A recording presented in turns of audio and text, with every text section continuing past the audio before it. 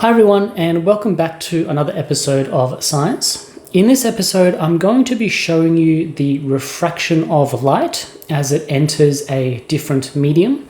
And I'm also going to be showing you how to measure the angle of incidence and angle of refraction.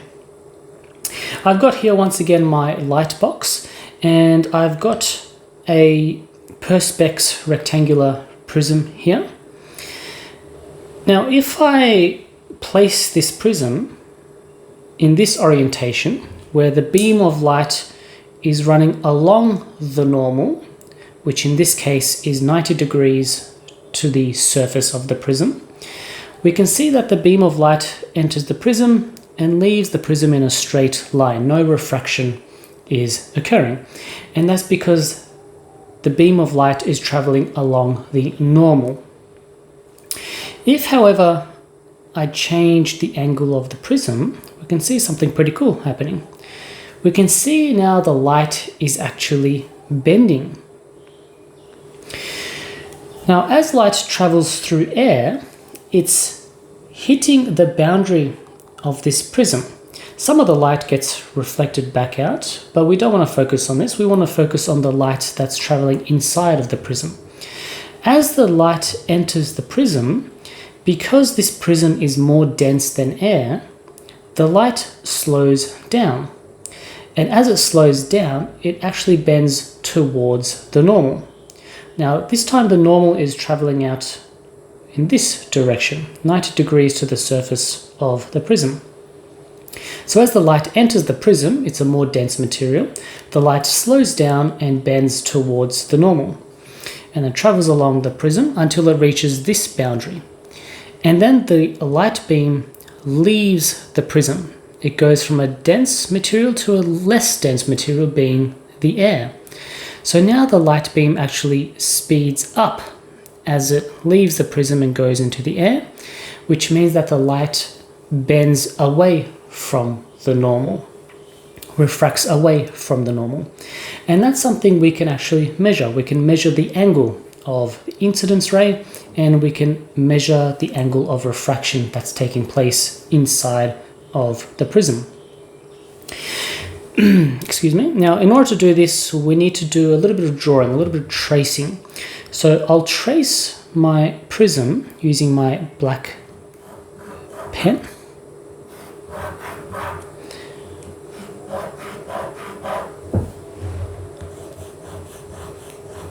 Okay.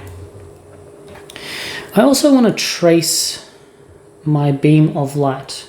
So I'll just do a couple of crosses here. And I'll just mark exactly where that beam of light is entering. It's not exact and perfect measurements, but for what we're doing, it's good enough.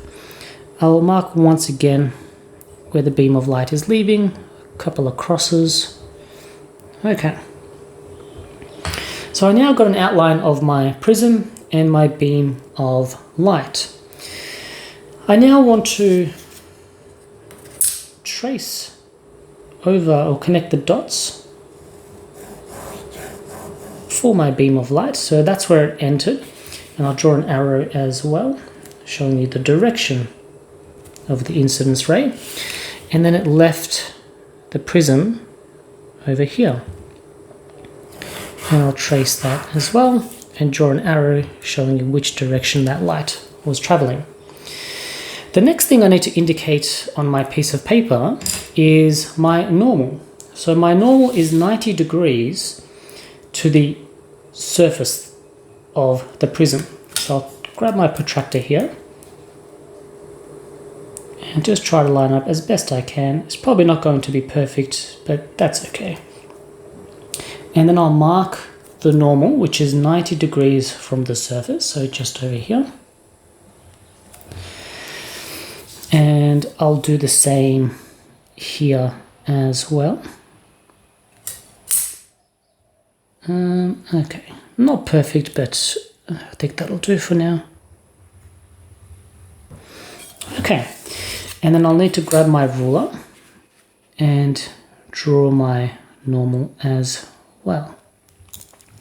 So my normal is traveling, or is positioned like that.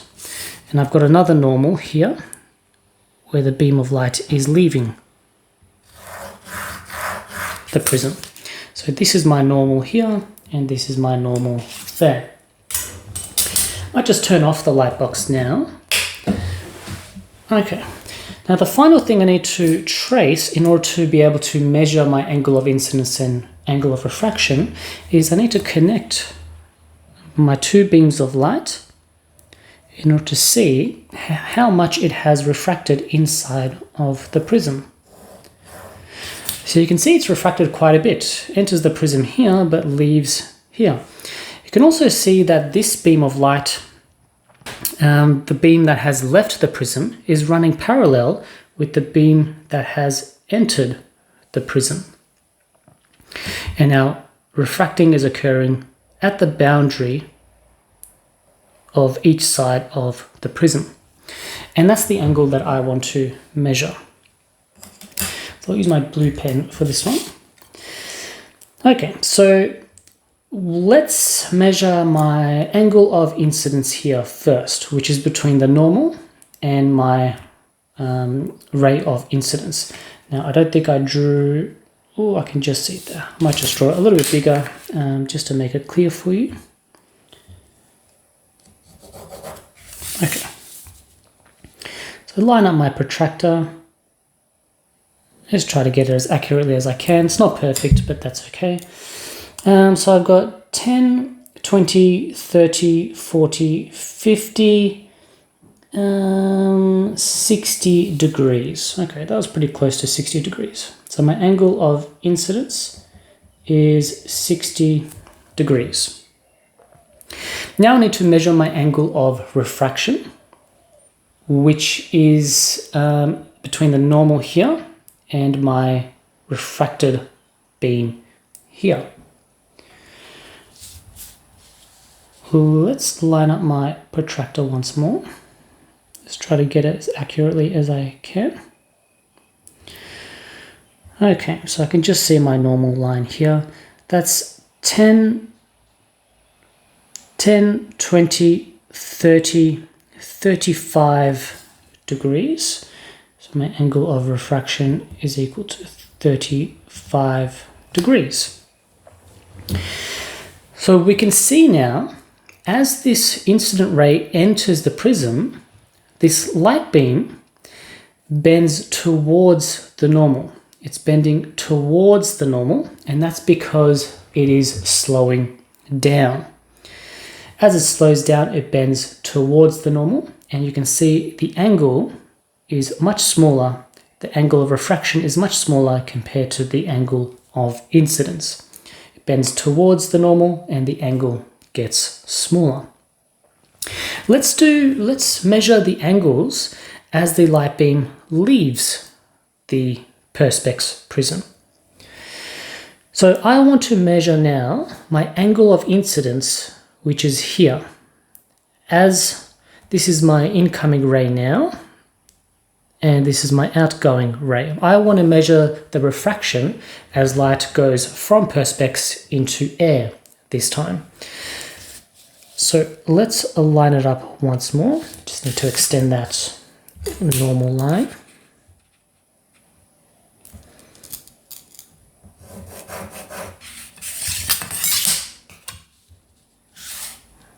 Okay, just line up as best I can. Alright, so we've got about 10, 20, 30, 35 degrees here. Okay, perfect.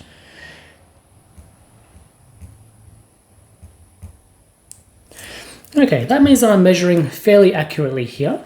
The fact that this angle is the same as this angle makes sense, because these lines are running parallel to each other. So the angles within the prism should be complementary to each other. Let's see what happens when I measure this angle, the angle of refraction, as the light beam exits the perspex.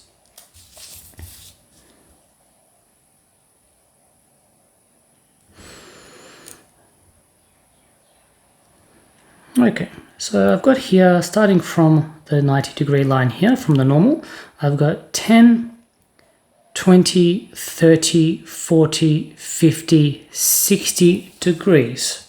Brilliant. Oops, 60 degrees. So my angle of refraction is 60 degrees, which is also complementary with my angle of incidence here. And that makes sense. The light should speed up back to the same speed as it is before it entered the prism. So the fact that our angles are complementary within the prism and outside of the prism tells me that I've measured these angles quite accurately.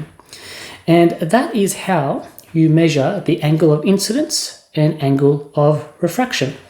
I hope you've enjoyed this episode of Science. Smash the like button, hit subscribe, and I'll see you in the next one.